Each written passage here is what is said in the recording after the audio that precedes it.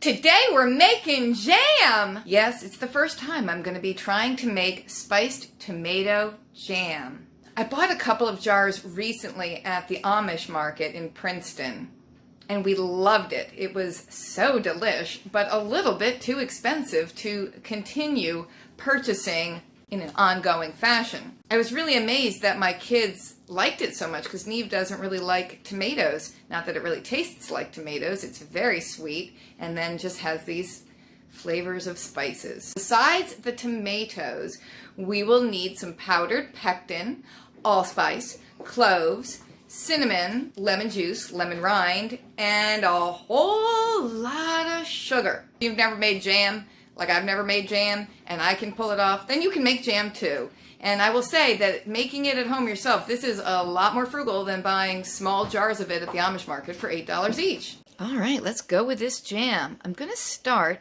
by skinning the tomatoes. I had never really done this before. I saw my grandmother do it a couple of times when I was younger, and it seemed fairly self-explanatory. So what we're basically going to do is pop the tomatoes in the boiling water for about 2 minutes. Then they go into the bowl of ice water. Then you peel the skins off, and there I have some I did a little bit earlier that already have the skins peeled off. It's pretty easy. So let's give that a go. The ones I did earlier were bigger, but these are all dumpster tomatoes, as you can well imagine. So a couple of minutes in the boiling water. After a couple of minutes, just move them into the ice water, and then the skins will peel right off. I don't really know what the correct time is, 30 seconds, 1 minute. I just found when I did the others, it worked best with 2 minutes. So we'll get all of these into the ice water. Pop some more tomatoes into the boiling water. That's a big one. And we'll get these skins off. They really just slip right off. Oops, they're slippery. That's it. It just comes right off.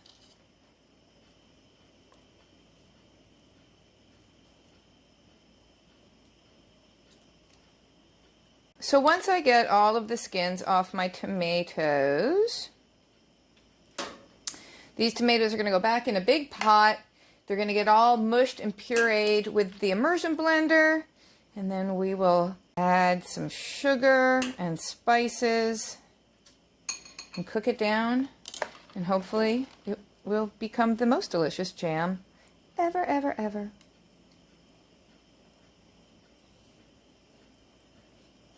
I don't know why they just squirted juice. I don't know why the comparison pops into my mind, but I can say this is a lot easier than cleaning and deveining shrimp. If you were choosing between those two activities today, should I boil up some shrimp and clean and devein it, or should I get the skins off of some tomatoes? I'm going to say this is easier. Amy, are you saying you could substitute shrimp in this recipe? No, I'm not saying that. And now these tomatoes will go into the ice water. Alrighty, here we have our pureed, peeled tomatoes going in this pot. According to the directions, we're supposed to cover and simmer for 10 minutes, stirring constantly. How do you cover it with a lid and stir constantly? Next, we're supposed to add 1½ teaspoons of grated lemon rind. I have some lemon juice and some lemon rind. I know for having never made this before, I shouldn't be jiggering around with the directions, but this is what I'm doing. Some lemon juice and some lemon rind into the pot. Stir constantly. Next, we're supposed to add the cinnamon, allspice, and cloves. The recipe calls for ½ teaspoon of allspice per 3 cups of tomatoes, and I'd say, without having measured and not knowing what I'm talking about, I'd say this is twice that amount of tomatoes. Don't you think? Don't you think that's about 6 cups? I think so. So I'm going to put in a teaspoon of Jamaican allspice. Oops. A teaspoon of cinnamon and ½ teaspoon of cloves. I've just seen that the recipe calls for a 1/4 cup of lemon juice in addition to the lemon rind, so I'm going to squeeze some more lemons now. All right, here we go. Some more lemon juice and lemon rind. So of course, while I went over to squeeze and zest the lemons, I was not stirring the pot constantly. I will say it smells really good from those spices.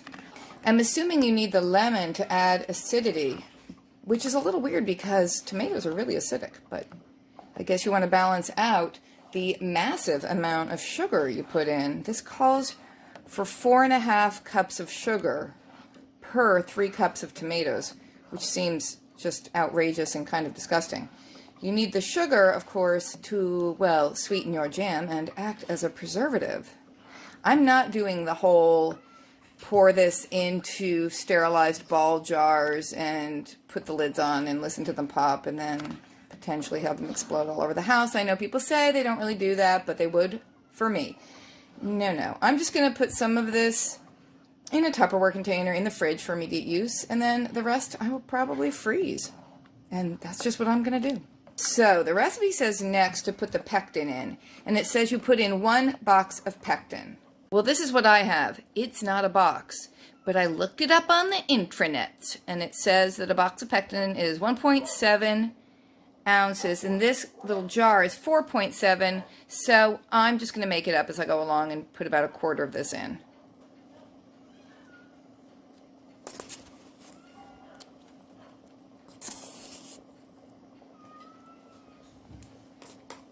Okay, stir in your pectin.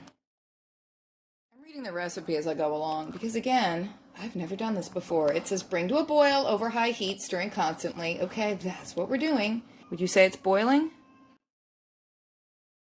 Kind of, yes. And I can feel it thickening thanks to the pectin. Do you think I put enough pectin in? I'll put a little bit more.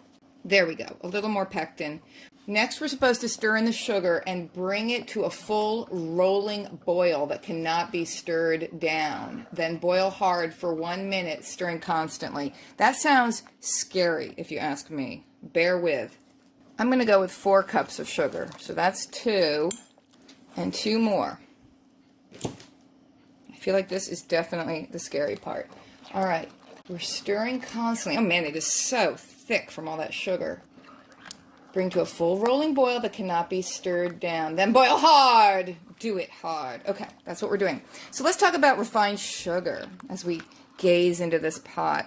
Did you know people in the Middle Ages in Europe had good teeth until sugar was found in the New World and brought back to them, and they really liked it. They liked having their refined sugar in their tea and in their cakes. More and more people were becoming addicted to sugar as the supply increased and it became more affordable.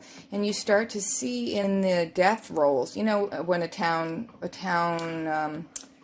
clerk or maybe the church would keep track of what people died from, and you started seeing it documented that people were dying from tooth decay, basically. Once refined sugar was brought into the European diet, people's teeth were just rotting out of their heads, and they were getting diseases from the bad teeth and the gum disease. Like, who knew gum disease was that serious? Just thought I'd mention all that as we use a ton of refined sugar in this particular dish. All right, I'm going to turn the heat up because I have it on medium. We're just going right to high. Am I supposed to be stirring constantly? Wait, did it say stir? I'm stirring constantly, but where's my full rolling boil? I just took a tiny taste of this boiling hot concoction, and it is, I would say, repulsively sweet. It is so sweet. Maybe that's what jam is supposed to be like. Now, the difference between your jams and your jellies, you're wondering, from my vast research, your jellies are using more just the juice, and you get that jello, jelly, globulous grape jelly kind of consistency. Your jams use the whole fruit, so you end up with a more thick, spreadable, and I would say nutritious concoction because you are using the whole fruit. And what a fine and dandy way of preserving your summer harvest through the long, oops, I bumped the camera, through the long, weary winter. All right, we're getting some boiling action going, and it does say in the directions to skim off the foam at the end, I think after you turn the heat off, and we are getting some foam action. Of course, you know, in my mind, skimming off the foam, that sounds wasteful. What are we going to do with the foam? Why don't you want the foam? What did the foam ever do to you? Why can't we incorporate the foam back in? I don't know. I don't know what the foam is. Maybe we can make some special sugary tomato ice cream sauce out of the foam. That sounds disgusting. Or does it? Ooh, look, that's a boil. Oh, we got the rolling boil now, folks. Oh, thank you for sticking with me. We got it. We're here. We're rolling. Let's clock it. Let's time it. Look, we have a lot of foam now. Exciting foam. This is a witch's brew, if ever I saw one. With my chin and my nose, I'm destined to become a witch. I'm damn proud of it. My question is, before refined sugar came over from the New World, with the discovery of sugarcane, what did they use to preserve their fruits in jams and jellies for the winter? Is honey an appropriate and adequate substitute? I mean, honey is way better for you, but would honey do the same thing in terms of preserving the fruit? It probably would. Honey's a miracle food, isn't it?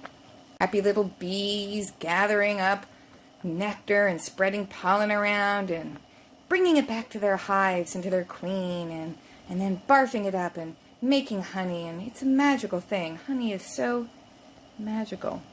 And antibacterial, is it not? So that would probably help a lot when you're making preserved fruits and things for the winter.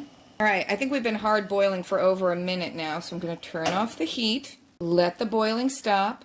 God, that's so hot and scary. I'll skim off any foam as I see it gathering. This is when you're supposed to pour it into your prepared jars. I have none. Mine's just going to stay in this big old pot. I'm not really seeing a lot of foam at this point. Let's just let it cool down a little bit. Do we really think this is going to thicken up that much? You know, if it doesn't thicken up, I'm just going to start it boiling again and add more pectin. Because it's not very thick. I mean, I know it has to cool. It thickens as it cools, but... Well, one thing I can say for it, it is a fat-free dish. You always have to be careful when you hear the words fat-free, because it usually means full of sugar. Definitely not a diabetic-friendly recipe, unless you're having one of those hypoglycemic problems and you need to jam a lot of sugar into your system toot sweet. This would work for that. Let's just hope it firms up as it cools. Here we go with the jam a few hours later. I ended up dumping the rest of the pectin in, and then I kept it on a simmer for a very long time to try to reduce it because it was just too liquidy and it wasn't firming up. It's much thicker now, but still not quite the consistency of jam. The taste is exactly what I wanted it to be. It tastes great. I'm just hoping it thickens more. It's still hot. I don't know if you can see the steam coming up, but hopefully once it's cooled all the way down, it will be thicker and more jam-like in consistency. Luckily I got the flavor right, though actually I would say it's a little too sweet. I would definitely not use quite as much sugar the next time. It is now time for the official jam taste test. Jam with toast. The way we like it most. You could probably take a bigger bite. You could even hold the toast in your own little paws. Autumn wants to try it too. Here you go.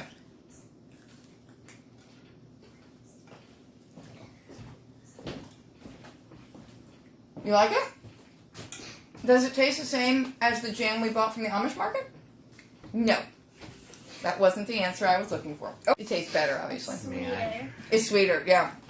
It's too sweet. May I try? I think in cooking it down to make it thicker, it really intensified all the flavors, and it's very sweet. So definitely less sugar next time. It's like candy. More. It's tomato candy on toast. More sugar?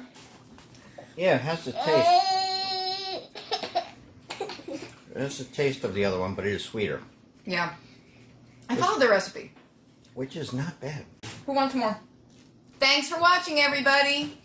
Stay frugal. Stay out of debt. And stay out of jail.